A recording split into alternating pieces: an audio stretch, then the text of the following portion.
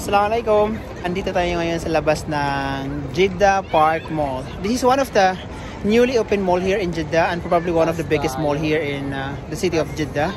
Ayan. And mga kasamahan ko si Alinor and Kuya Alan. Yes. Mayroon silang pa fountain doon. Tingnan natin mamaya.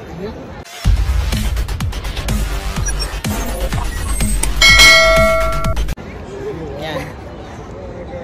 So accordingly, this mall has hotels on also, restaurants, you know, of course, coffee shops, apparel boutique, and a lot more. So dito pa lang sa ground niya, ang lapad, ang laki. Mayroon siyang pa-canopy. By the way, that's my sister and Kuya Saif. Yeah. So tingnan natin yung yung tag dito, yung sabi nila na fountain doon na area. Let's see kung ano meron doon. Uy, may pa-golf sila dito ah. Pakita ko sa inyo.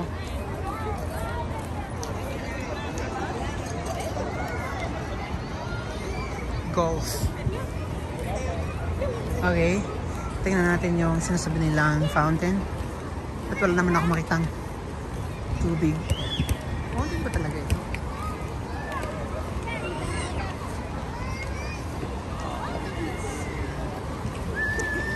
Ayun! Mayroon nga. Pero maliit lang siya. Oh wow! Ang ganda. Mashallah. Tabarakallah. Oh wow! Ang cute. Ang ganda ng design dito na area. The lightings is purple. Napakagandang tingnan sa gabi. Ayan. Ito yung view ng mall sa labas, sa front side niya. It's a purple. Ayan. By the way, this is located in Tahliya Street here in Jeddah, just beside IKEA Home Depot.